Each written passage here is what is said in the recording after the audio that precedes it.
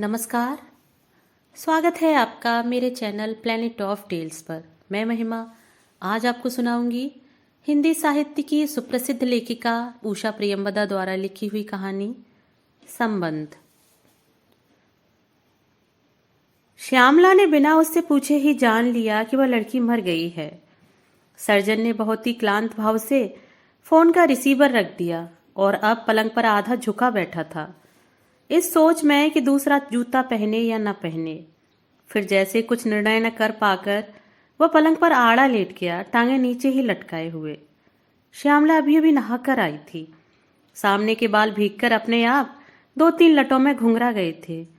Surgeon ने बाह बढ़ाकर उसे खींच लिया और वह नम तौलिया पकड़े ही पास आकर बैठ गई। कब? उसने पूछा। अभी अभी कुछ मिनट पहले, सर्जन ने कहा। आंखें अपने आप मुद गईं और श्यामला ठंडी सुगंधित हथेली से धीरे धीरे अन्यमनस्क भाव से उसके गाल सहलाने लगी। हर बार लंबी कोशिश के बाद भी जब कोई मरता है तो सर्जन ऐसे ही चुप हो जाता है। बाहर का यह संसार छोड़कर अपने अंदर कहीं बहुत दूर, बहुत गहराई में डूब जाता है। श्यामला उसे डिस्टर्ब नहीं करती। थोड़ी देर बाद वह कॉफी लाएगी और सर्जन कॉफी पीकर अपना कोट उठाकर चला जाएगा। उसके बाद अगली मीटिंग तक उसकी दुनिया अस्पताल, सर्जरी, ट्रांसप्लांट, पीड़ा और मृत्यु रहेगी। और श्यामला के लिए यह कॉटेज, जहां वह अकेले, सबसे अलग, सबसे कटी हुई रह रही है। कमरे के बाहर सुबह हो रही है। उजली धूप भरी और बेहद ठंडी। खिड़कियों के शीशों पर बर्फ की एक सफेद परत है जो धूप से धीरे धीरे पिघलेगी। चौराहे पर बस एक क्षण को रुकी और फिर घर घर करती निकल गई। पहले हर 15 मिनट पर खाली बस को जाते देख ताज्जुब सा होता था, अब आदत पड़ गई है। वैसे ही जैसे हर 15 मिनट पर बजने वाली घड़ी की चाइम्स की आदत पड़ जाती है। खिड़की के शीशे के पार पंख फड़फड़ाने की आवाज से वह चौंक पड़ती है। एक त्वरित दृष्टि सर्जन की ओर चली जाती है। वह वैसे ही निश्चल लेटा हुआ है। पक्षी दिखाई नहीं देता, पर श्यामला जानती है कि यह वही जंगली कबूतर है जो महज आदतन दाने की तलाश में आ जाता है। पहले वाले लोग पक्षियों को दाना डालते होंगे। अब भी ट्रे बाहर लगी है। शुरू शुरू में तमाम चिड़ियां आती थीं और शोर मचाती हुई गौरैया, मैना, कबूतर पर लगातार निराश होते रहने पर वह आगत कम होते गए और अब कोई भी नहीं आता। सिर्फ यह कबूतर ही भूला भटका या बहुत भूखा होने पर आता है। श्यामला के मन में कई बार उठा कि कुछ चारा डाल दिया करें, पर एक बार शुरुआत करने से वह पक्षी रोज रोज आएंगे और यह ख्याल रखना पड़ेगा कि भूखे न लौटें। जमीन पर अभी भी 17 इंच बर्फ है और कई महीने रहेगी। सर्जन एक बार 5 पाउंड का बैग ले आया था दाने का, पर श्यामला ने खोला भी नहीं। कौन ले यह जिम्मेदारी? अपनी ही नहीं निभती। कबूतर उड़कर दूसरी खिड़की पर आ बैठा और चोंच से शीशा खुटखुटाने लगा। सर्जन ने कहा, इसे खाने को दे दो कुछ, फिर रोज रोज आएगा। श्यामला ने उत्तर दिया और बड़े ठंडे भाव से कबूतर को देखती रही। इतना बड़ा काम तो नहीं है श्यामला, पर जिम्मेदारी तो है। मुझे क्यों आने देती हो? मैं जिम्मेदारी नहीं हूं। सर्जन ने पूरी तौर से जागकर कहा। तुम्हारी बात दूसरी है। एकाएक उसे कोई उत्तर न सूझा। सर्जन ने कुछ कहना चाहा, पर बिना कहे ही चुपचाप रह गया। इस बात को लेकर बहुत बार बहस हो चुकी है, पर श्यामला जिद्दी है, सुनती रही। सर्जन हमेशा चाहता आया है कि उसके अस्पताल के पास ही एक छोटे से आधुनिक फ्लैट में श्यामला रहे। श्यामला बाहर आए जाए, घूमे फिरे, लोगों से मिले जुले, पर वह कुछ नहीं चाहती है। अकेली रहती है और बाहरी दुनिया से बहुत कम मिलती जुलती है। क्यों श्यामला? मन ही नहीं करता। छोटा सा सपाट उत्तर था। वह लेटा लेटा श्यामला को देखता है। दुबली पतली सांवली श्यामला। अविवाहित शरीर अभी भी गठा हुआ है। उसमें युवावस्था की लचक है। चेहरे पर लावण्य आकर थम गया है। कभी कभी नींद में उसकी बाहें सर्जन को ऐसे कस लेती हैं जैसे कभी अलग न होने देंगी, और वह कहती है कि मन में कुछ नहीं बचा। कभी कभी वह उसके कंधे झिझोड़ कर कहना चाहता, जागो श्यामला, यह बैरागीपन तुम्हारा सहज स्वभाव नहीं है। हंसो, बोलो, आकंठ डूबकर प्यार करो। पर वह अब कहता नहीं। सिर्फ उस दिन की आशा में है जब श्यामला अपने आप जागेगी। अपने को काट कर रखने की बजाय जुड़ना चाहेगी। पर कभी ऐसा होगा भी? क्या देख रहे हो? कॉफी लाऊं? श्यामला ने पूछा। खुले शब्दों से श्यामला सकुचा जाती है, इसलिए सर्जन ने कुछ प्रिय कहने के बजाय कहा, नहीं, मैं खुद ले लूंगा। वह उठा और गुसलखाने में चला गया। जब लौटा तो मेज पर परकोलेटर था और श्यामला सामने 2 प्याले रखे बैठी हुई थी। वह पास आकर बैठ गया। श्यामला ने उसे कॉफी दी। वह ब्लैक पीता है और अपने प्याले में 2 शक्कर के क्यूब अनमने भाव से डालकर पूछा, कौन थी वह लड़की? एक लड़की, कोई भी एक लड़की। हम 3 दिन तक लड़ते रहे और बचा न सके। मगर कोशिश तो की, श्यामला ने कहा। हाँ, पर उसके स्वर की तलखी को सुन श्यामला ने आश्चर्य भरी आंखें उठाई। फिर कहा, जानती हूं मुझ पर गुस्सा हो रहे हो, क्योंकि नहीं श्यामला, तुम पर नहीं। ह्यूमन बेस्ट मुझसे बर्दाश्त नहीं होता। यदि तुम रोगियों को देखो तो जानो कि किस तरह आखिरी सांस तक जीने के लिए लड़ते रहते हैं। और श्यामला जान रही है कि यह आक्रोश उसे झेलना है, क्योंकि एक अनाम युवा लड़की मर गई है। शायद वह जीना चाहती थी और सर्जन के अनुसार वह श्यामला जीती नहीं। उसने कहा, सभी मरे लोगों की सांस बंद नहीं हो जाती, कहा और अपने आप ग्लानि से भर उठी। सर्जन गुस्सा हो आता है क्योंकि श्यामला उसे प्रिय है और वह चाहता है कि नॉर्मल तरीके से रहे। ऐसे क्षणों में वह बहुत असहाय महसूस करती है। वह सर्जन को कभी भी न समझा पाएगी। इस तरह स्वतंत्र असंपृक्त रूप में एक सुख है, स्वार्थ भरा पर है सुख। उठकर उसने अपना गाल उसके माथे पर क्षण भर को टिका दिया। फिर पूछा, क्या आप अस्पताल जाओगे? हाँ, 2 गुर्दों की जांच हो रही है, शायद शाम तक ट्रांसप्लांट करना पड़े। बिजी बिजी बिजी, श्यामला ने हल्केपन से कहा। तुम्हारी तरह सब किस्मत वाले नहीं होते, सर्जन ने कहा, पर शिकायत के स्वर में नहीं। जो दिन भर सोएं और जब चाहें तब काम करें। कॉफी खत्म हो जाने पर वह उठा पर दरवाजे की ओर न जाकर वापस बिस्तर पर लेट गया। आज पूरे दिन यूं ही लेटे रहने का मन हो रहा है, उसने कहा। श्यामला ने जूठे प्याले ले जाकर सिंक में रख दिए, फिर उन्हें धोया, पोंछा और अलमारी में रख दिया। कॉटेज में एक ही बड़ा कमरा है। बैठक, शयन कक्ष, रसोई, सभी कुछ उसी में।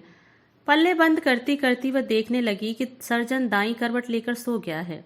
एकाएक वह भीग उठी और जाकर पास पड़ी कुर्सी पर बैठ गई। न जाने कब वह आ पाएगा। कई कई सप्ताह बीत जाते हैं और उसकी खबर नहीं मिलती। फिर एकाएक ही फोन बज उठता है और सर्जन कहता है, क्या कर रही हो? मेरे पास कुछ समय है, आऊं? वह अधिकतर रात में आता है, कोई समय निश्चित नहीं है। 11 से लेकर 2:30 बजे के बीच कभी भी। वह जानता है कि श्यामला को रात नींद आसानी से नहीं आती, इसलिए रात को ही काम करने बैठती है। बंधी नौकरी से अरुचि हो गई है, इसलिए फ्रीलांस काम करती है, वह भी मूड आने पर। अस्पताल से उसकी कॉटेज तक आने में करीब करीब आधा घंटा लगेगा। तब तक वह नहा लेती है, बाल संवार लेती है और धुले साफ कपड़े पहनकर मोमबत्तियां जलाने लगती है। कभी कभी किसी मरीज को बचा लेने की छोटी सी विजय के उपलक्ष्य में सर्जन कुछ पीने को ले आता है। मोमबत्तियों के प्रकाश में चमकते ट्यूलिप आकार के गिलासों में वह लाल शराब पीते हैं। जब लौटकर वापस अस्पताल जाना चाहता है तब वह रसोई में आकर 10 कप कॉफी का परकोलेटर लगा देता है। तब वह पास बैठे रहते हैं, अक्सर मौन, गुथी हुई हथेलियों में ही एक दूसरे की गर्मी महसूस करते हुए। कभी कभी वह जूते उतारकर पलंग पर औंधा होकर लेट जाता है और वह उसके कंधों और पीठ पर धीरे धीरे मालिश करती रहती है और उस क्षण के इंतजार में बैठी रहती है जबकि मेज पर रखा सर्जन का ट्रांजिस्टर बीप बीप कर उठेगा। प्रारंभ में आत्मीयता के क्षणों में वह रेडियो की आवाज सुनकर बेहद जोर से चौंक उठती थी, पर सर्जन ने समझा दिया कि अस्पताल में उसकी जरूरत है। उसे यह सूचित करने का आधुनिक तरीका है। कल रात रेडियो टावर ने 9 बार सर्जन को कांटेक्ट किया था। हर बार जागकर वह सर्जन का फोन पर वार्तालाप सुनती रही थी। वह फोन रखकर झपक जाता था। वह दोनों जान रहे थे कि लड़की बचेगी नहीं, फिर भी डॉक्टर भरसक प्रयत्न कर रहे थे। सर्जन के सो जाने के बाद भी वह पलंग के सिरहाने से टेक लगाए मोमबत्ती के मध्यम प्रकाश में उसके सोए चेहरे को देखती रही। सर्जन खूबसूरत किन्हीं मायनों में नहीं था। युवावस्था में जैसे वर की कामना श्यामला ने की थी वैसा तो बिल्कुल भी नहीं। पर पुरुष की इस आयु में चरित्र की दृढ़ता उसमें थी। सफल होने का कॉन्फिडेंस और दिन रात मौत और तकलीफ देखते रहने से आंखों में एक अकेली अकेली सी उदासी। क्या मुझे उसी उदासी ने छुआ था? श्यामला ने अपने से पूछना चाहा। क्या मेरे अकेलेपन ने भरे पूरे परिवार वाले संपन्न सफल सर्जन की आंखों में अपना ही प्रतिबिंब पाया था? क्या उसी से हम जुड़े हैं? और जब साथ होते हैं तो अपने को झुठलाने की कोशिश करते हैं कि हम अकेले नहीं हैं। पर तब क्यों सर्जन तरह तरह से उसे प्रसन्न देखने के उपाय खोजता रहता है? क्यों इस अकेली उजाड़ फटेहाल सी कॉटेज में आकर ही उसे कुछ समय के लिए राहत सी मिलती है? सर्जन ने कहा था, श्यामला, मैं तुम्हें प्यार करता हूं। मैं घर बार बाल बच्चे सब तुम्हारे लिए छोड़ सकता हूं। श्यामला ने हथेली से उसका मुंह बंद कर दिया। बहुत देर बाद कहा, क्या हम ऐसे ही नहीं रह सकते? प्रेमी, मित्र, बंधु, क्या वह सब छोड़ना जरूरी है? मैं तो कुछ नहीं मांगती। उसके बाद सर्जन ने कभी वह सब नहीं दोहराया, पर एक बार कहना जरूरी था। श्यामला ने ग्रहण नहीं किया। श्यामला किसी से भी बंधना नहीं चाहती। उसकी शर्त केवल यही है कि वे दोनों एक दूसरे पर प्रतिबंध न लगाएं, कोई डिमांड नहीं करेंगे। दोनों में से कोई भी एक दूसरे के प्रति जिम्मेदार न होगा। वह पहाड़ी के ऊपर कई लाख रुपए वाले घर में स्विस पत्नी व 3 बच्चों के साथ रहता रहेगा, और वह अपनी कॉटेज में जब तक मन होगा तब तक। जब भटकन की चाह बढ़ जाएगी तब वह अपना सूटकेस लेकर चल देगी। पर वह अभी तक गई नहीं है। कई बरसों से किसी जगह इतनी देर टिककर नहीं रही है। हाथ में एक अनुवाद का काम है, वह कहीं भी रहकर किया जा सकता है, तो यहीं क्यों न रहा जाए? कॉटेज की अवधि 6 महीने को बढ़ाते हुए उसने सर्जन से यही कहा था। उसे मालूम नहीं कि सर्जन ने विश्वास किया या नहीं, पर श्यामला यहाँ टिकने के लिए इसी मोटिव की आड़ लेती है। रेडियो ने कहा, बीप बीप। अब क्या? श्यामला सोचती है और सुनती है। सूचना छोटी सी है। सर्जन जहाँ कहीं भी हो, अमुक डॉक्टर को अमुक अस्पताल में फ़ोन कर लें, और फ़ोन कर चुकने के बाद सर्जन कहता है, किडनी प्राप्त करने वाला अस्पताल आ गया है, टेस्ट वगैरह हो रहे हैं, सब ठीक रहा तो इसी शाम ट्रांसप्लांट कर देंगे। अब तो उठना ही है। श्यामला कोट पहनते हुए पूछता है, आज क्या करोगी? सोचा था कल शाम तुम्हारी वर्षगांठ सेलिब्रेट करेंगे। फिर बड़े दुलार से कहा, एक दिन आएगा जब हम दोनों एक साथ बाहर जा सकेंगे, अस्पताल और रोगियों से दूर, 2 बच्चों की तरह सारी चिंताओं से परे। श्यामला ने कहना चाहा, आ चुका वह दिन, पर कहा, तुम्हें तो कभी होना चाहिए था। फिर रुक कर कहा, आज मैं कुछ करूंगी, कम से कम 5 पृष्ठ। गुड। अनुवाद भेजने की डेडलाइन बीते कितने दिन हो गए? अरे जाओ, श्यामला ने लाड़ में भरकर कहा। जा रहा हूं। उसने झुककर श्यामला के होठों को हल्के से छुआ। दरवाजे पर खड़ी हुई श्यामला ने उसकी स्पोर्ट्स कार स्टार्ट होते हुए देखी, और फिर धुएं का एक नीला बादल छोड़ती हुई कार मोड़ पर जाकर छिप गई। ठंड से सिहर कर श्यामला ने दरवाजा बंद कर दिया, बिस्तर की सलवटें ठीक की, और फिर गर्म कॉफी प्याले में डालते हुए सोचा, सच में काम करना चाहिए। यूं मुंह लपेटे कब तक पड़ा रहा जाए? यह 50 पदों का नया इंस्टॉलमेंट देने का वायदा कई महीने पहले किया था। कई तकाजे भी आ चुके हैं, और एडवांस भी कब का चुक गया। नए बिल इकट्ठे होने लगे हैं। उसने सांस ली और कुर्सी पर बैठ गई। यद्यपि अपना व्यक्तिगत खर्च उसने बिल्कुल घटा दिया है। जब वह कॉलेज में पढ़ाती थी तो जिया 1 रुपया रोज दिया करती थी। बस के किराए और चाय का खर्च निकल आता था। हर महीने पूरी तनख्वाह वह जिया को लाकर दे देती थी। सब जानते थे कि उसी में सब होना है। न जाने वह कैसे मैनेज करती थी। कितने लोग थे, अविनाश, प्रकाश, कुमुद, वह, जिया और बड़ी दीदी, सभी पढ़ने वाले थे। बड़ी दीदी ने तो विधवा हो जाने के बाद स्कूल जाना शुरू किया था। मिलजुल कर जो भी होता था वह खा लेते। साजे में वही साड़ियां तीनों बहनें पहनती रहती। कभी बस का टिकट कोई और सहेली खरीद देती तो उस दिन श्यामला चाय के साथ समोसे का ऑर्डर दे पाती। अब जब अविनाश, प्रकाश पड़ गए हैं, कुमुद की शादी हो गई है, बड़ी दीदी अपने स्कूल के विदुर प्रिंसिपल की पत्नी है, और जिया भी बद्री धाम हो आई है, वह श्यामला अब भी तापसी जीवन जिए जा रही है। 10 साल पहले के वे दिन चाहने पर भी नहीं भुलाए जाते। दिन में यदि याद ना भी करो, पर रात में नींद न आने पर या सपनों में अभी भी वह आंगन है। एक किनारे बरसाती अमरूद का पेड़, तार पर पड़ी सूखती इकलाइयां और जिया की खोपे भरी हुई जोड़े की धोती। शाम के मनहूस से धुंधलके में दीदी निःशब्द रोती जाती है। इंटर में 2 बार फेल हो चुकी हैं। हर बार इंग्लिश आड़े आ जाती है। कुमुद कहीं से गीत सीख आई है और अपने आप गुनगुना उठती है। जिया बरामदे में अंगीठी पर मसाला भून रही है और प्रकाश के बाजार से लौटने की प्रतीक्षा में है। ताज्जुब है, तब कभी न लगा था कि यही जिंदगी के मधुर दिन है। सब साथ थे, आपस में प्यार था, एक दूसरे का दिल न दुखे इसलिए निरंतर सबका ध्यान रखते थे। खास तौर से शम्मों का। रात को 1 गिलास दूध एक हाथ से दूसरे हाथ जाता है, लिया जाता है श्यामला के लिए, पर श्यामला कभी नहीं पीती। आज प्रकाश को दे दो, कल कुमुद को। जब जिया निढाल होकर चारपाई पर पड़ जाती है तो श्यामला और सब बच्चों के हट करने पर उन्हीं को वह पाव भर दूध पीना पड़ता है। वही शम्मू इतनी बदल गई है। जिया लल्लन चाचा के घर पड़ी हुई है। लल्लन के पास विनय नगर में एक छोटा सा क्वार्टर है। 4 बच्चों और पत्नी के साथ रहते हैं। उसी में जिया भी जाकर ठुस गई है। पहले बार बार खत में लिखा करती थी कि समझ में नहीं आता कि शम्मू लौट क्यों नहीं आती और कॉलेज में क्वार्टर लेकर क्यों नहीं रहती। यहाँ बच्चे हर वक्त ऊधम मचाया करते हैं और रात में चारपाई बरामदे में जहाँ पड़ती है वहाँ हर वक्त पेशाब की बदबू आया करती है।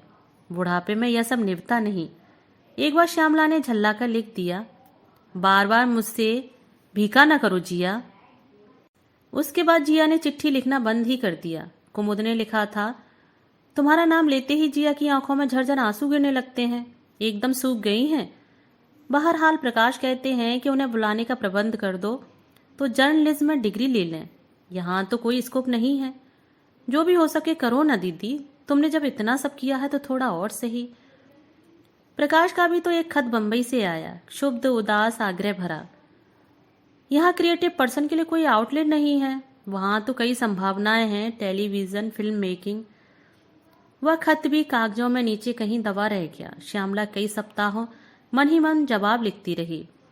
रोज वही बात एक नए ढंग से लिखने को सोचती, पर कलम लेकर बैठने के ख्याल से सकुच जाती। जिया को चिट्ठी लिखकर मन ही मन अंदर कुछ बहुत कचोटता रहता। जिन जिया ने तरह तरह के दुख चेहरे पर शिकन लाए बिना सह लिए, उन्हीं को वह ऐसी कटु बात निर्भय होकर कैसे लिख सकी। आत्मभर्त्सना की मन स्थिति जब बीत जाती तो उसे बड़ा गुस्सा आ जाता। एक निरुपाय बेसहारा आक्रोश कर तो दिया सबके लिए, जितना हो सका, जैसे जिया ने चाहा, पर अब भी क्यों वह बोझ ढोए। बाबू की मृत्यु के बाद उसने घर संभाल लिया था, एक भावुक कर्तव्य के वश, पर अब क्यों। वे सब उसे अपनी जिंदगी नहीं जीने देते, जैसे भी वह चाहे। श्यामला ने अपने चारों ओर एक नजर घुमाई और उस उजली धूप में कॉटेज का शैबीपन नए सिरे से देखा। जगह जगह दीवारों से झड़ता पेंट, सफेद और नीले प्लास्टिक के पर्दे, जिन पर मैल और धूल इतनी जम गई थी कि सफेद रंग स्थायी रूप से मटमैले रंग का हो गया था। नीलामों में खरीदा पुराना चरमरा फर्नीचर, खूंटी पर लटकता दीमक खाया उसका फर का ओवरकोट जो किसी ने दान खाते में दे दिया होगा और वह पुराने कपड़ों की दुकान से खरीद लाई थी। श्यामला ने तटस्थ भाव से उस फ्लैट को याद किया जो कि सर्जन उसके लिए लेना चाहता था। मैं उतना किराया कहाँ से लाऊंगी? किराए की फिक्र तुम्हें नहीं करनी चाहिए, सर्जन ने हल्के से कहा। अगर पसंद आए तो ले लो। उसने अस्वीकृति में सिर हिला दिया। मन में एक विद्रोह सा जाग उठा। मैं उस कॉटेज को ही अफोर्ड कर सकती हूँ, अगर तुम्हें वह अरुचिकर लगती है तो। श्यामला ने अब सोचा कि अब बाजार जाने का सुभीता होगा तो कम से कम नए पर्दे लाकर टांग देगी, और न कॉटेज संभालने का मतलब है कमिटमेंट, और कमिटेड वह होना नहीं चाहती। जब भी मन में हो 5 मिनट की नोटिस पर यह कॉटेज छोड़ देने का विकल्प वह रखना चाहती है। कॉटेज के पिछवाड़े देवदार वृक्षों का जो जंगल था, उनमें जाने की कपकपाती तुषार भरी हवा जागी और बार बार उन्हें झकझोरने लगी।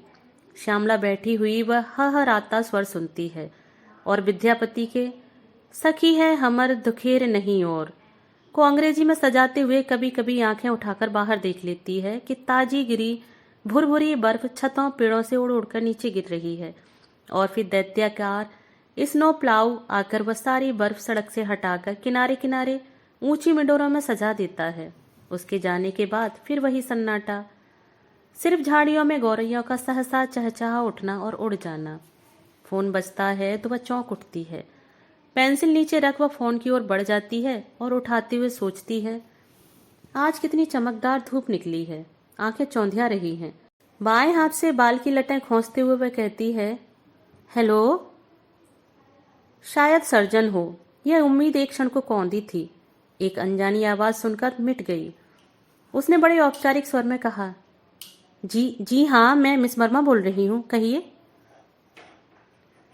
मैं इंडियन एसोसिएशन का सेक्रेटरी मेहता हूँ। आपको।